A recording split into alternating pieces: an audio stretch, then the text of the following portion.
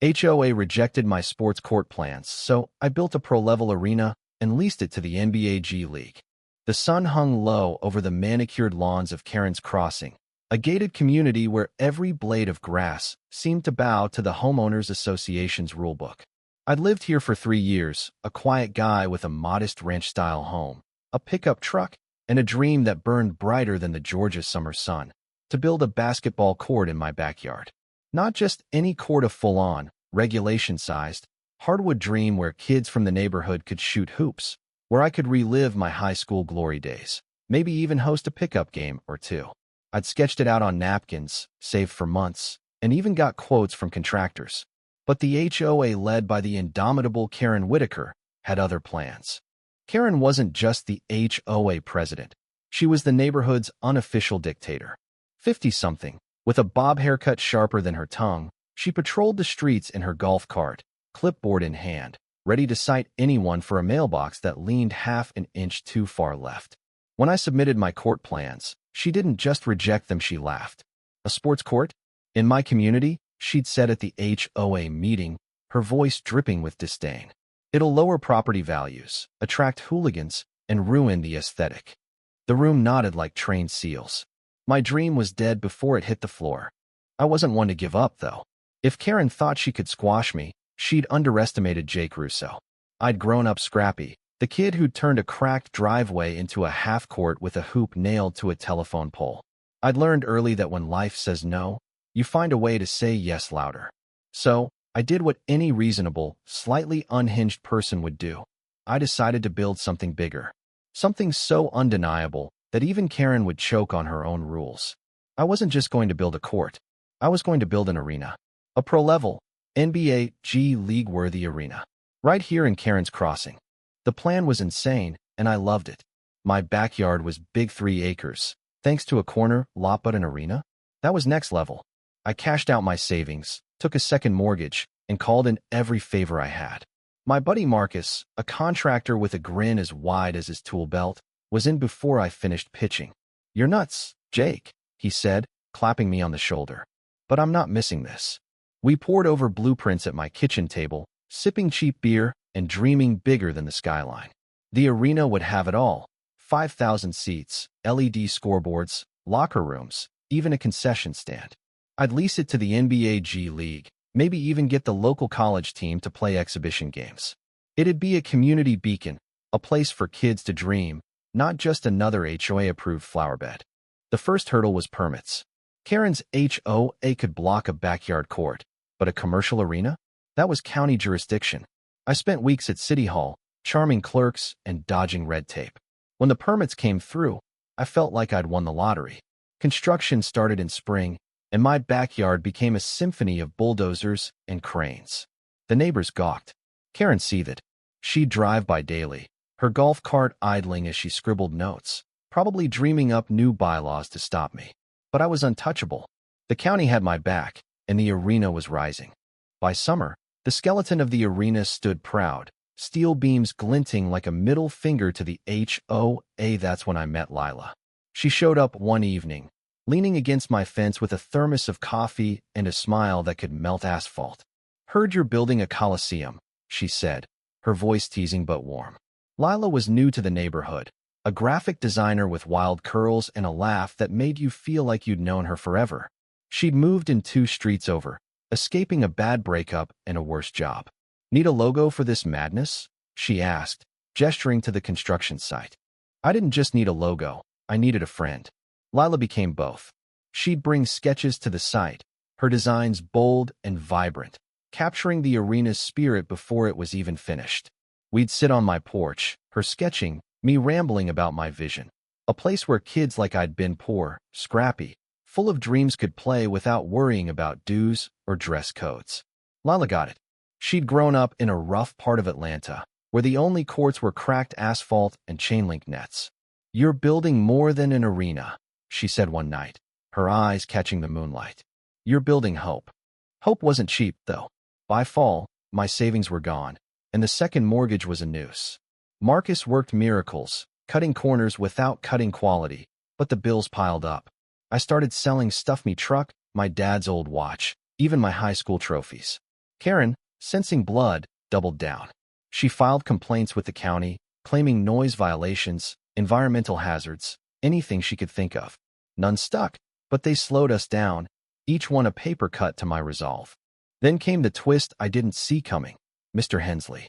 He was the neighborhood recluse, an 80-year-old widower who lived in the biggest house on the block, a Victorian monstrosity with peeling paint and overgrown roses.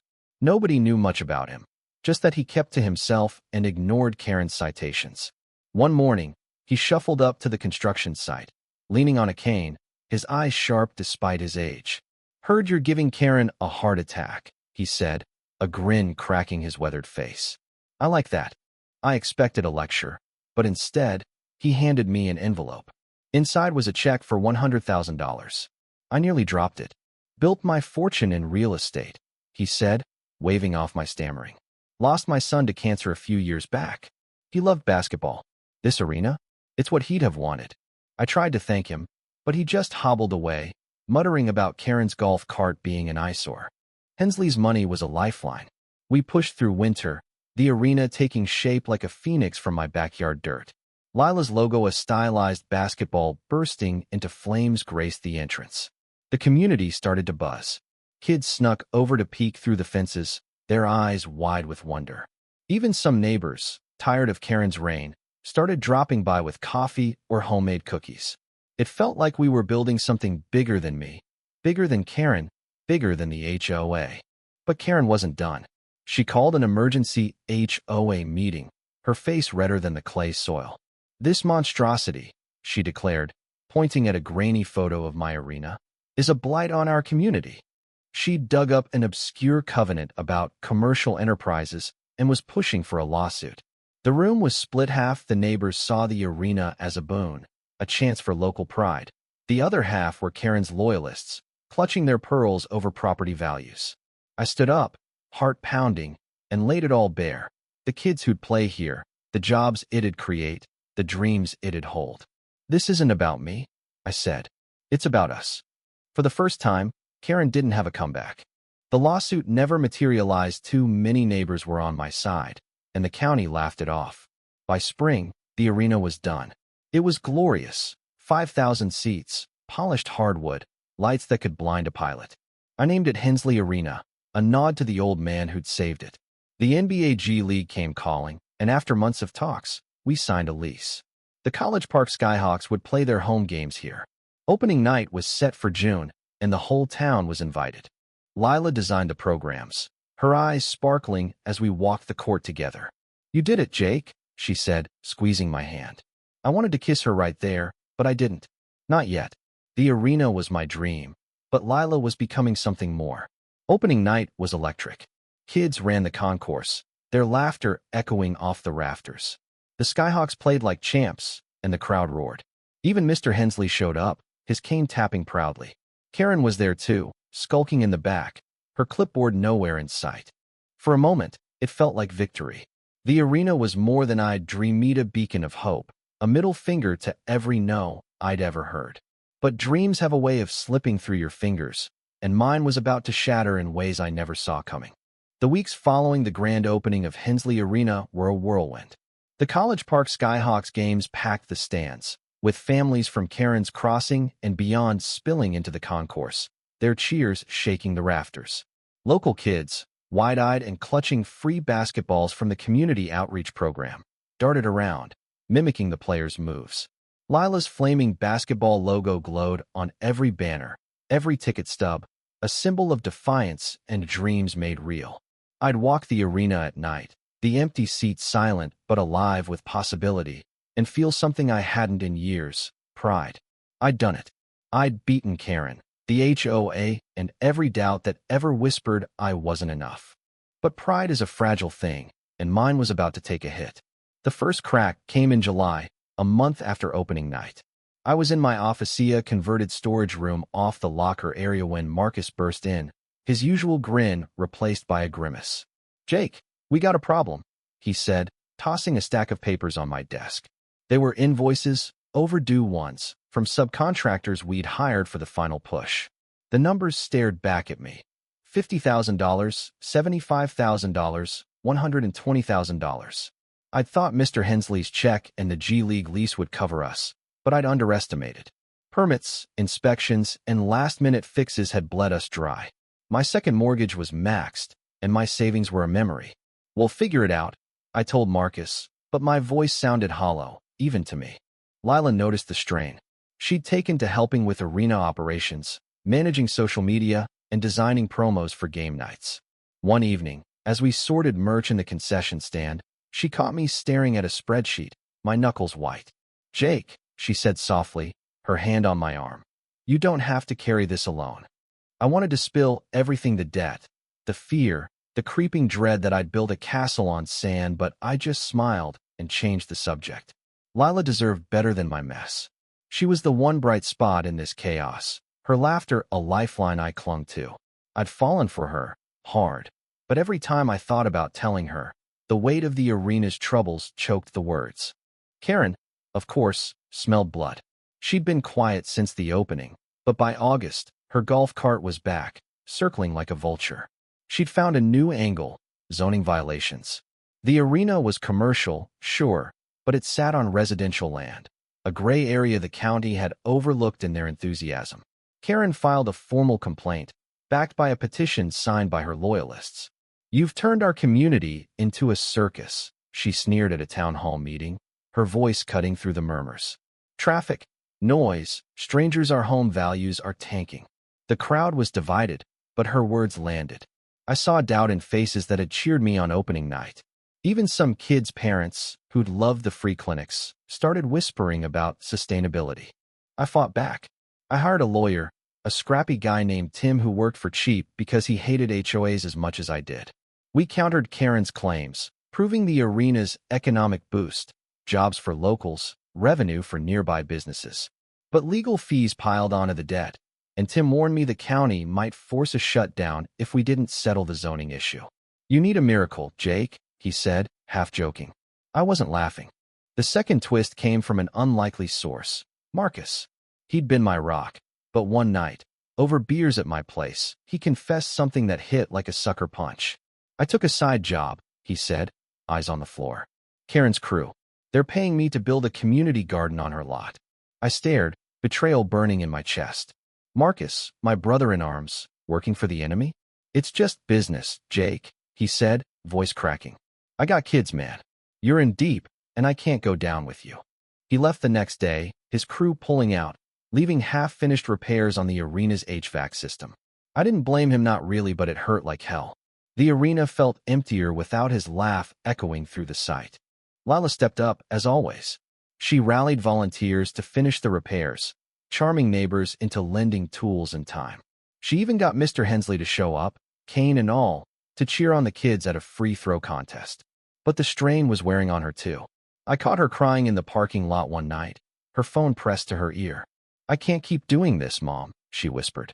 "It's too much." I pretended not to hear, but guilt gnawed at me. Lila had poured her heart into the arena, into me, and I was dragging her into my sinking ship. By September, the arena was hemorrhaging money. The G League lease covered rent, but not the loans, the utilities, or the staff I'd hired to keep the place running. I started cutting corners: fewer security guards, cheaper concessions, dimmer lights. Fans noticed. Attendance dipped. The Skyhawks coach pulled me aside after a game. "Jake, we love this place, but we need reliability. If you can't keep it together, we'll have to look elsewhere." I nodded, my throat tight, and watched the crowd thin out, their cheers replaced by the hum of empty seats. Then came the final blow. In October, the county sided with Karen. The zoning board ruled that the arena violated land use codes. We had 30 days to shut down or face fines that would bankrupt me twice over. Tim fought like hell, but the board's decision was final. Karen stood outside the arena the next day, her golf cart parked triumphantly, a smirk on her face. "I told you, Jake," she said. "This was never going to work." I wanted to scream, to tear down the banners and burn the court. Instead, I walked inside, sat in the bleachers, and stared at the hardwood. Lila found me there, her eyes red but fierce. "We're not done," she said, sitting beside me. "We'll fight this. Appeal, rally the community, something." But I was tired. Tired of fighting, tired of dreaming, tired of losing. I'm sorry, Lila, I said, my voice breaking. I thought I could change things. She took my hand, her grip steady. You did, she said. Look at what you built. Look at what it meant. The arena's final night was November 1st. We hosted one last game, a free community event. Kids played on the court, parents snapped photos, and Mr. Hensley gave a speech that left half the crowd in tears. He talked about his son, about dreams that outlive us, about fighting even when you know you'll lose. I watched from the sidelines, Lila at my side, her hand in mine. For a moment, it felt like enough. The next day, the county locked the gates. The arena stood silent, a monument to a dream too big for Karen's Crossing. I sold the land to pay off the debts, but it wasn't enough. I lost my house, my credit, everything but the clothes on my back and Lila's belief in me. Karen won, in the end. Her golf cart rolled on, her clipboard ready for the next fight.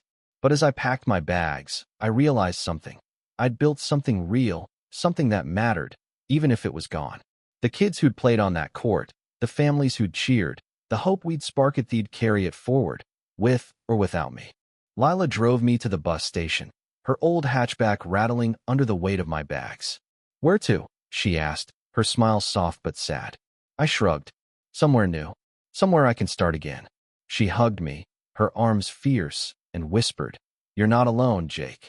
I wanted to stay, to fight for her, for us, but I was too broken to try. The bus pulled away, and I watched her fade in the rear view, the arena's silhouette a ghost on the horizon. The HOA tore it down a month later. Karen's garden took its place, a neat row of flowers where my court had been. I heard she named it after herself. Figures. What do you think? Was I right to fight the HOA, to pour everything into a dream that burned so bright but cost so much?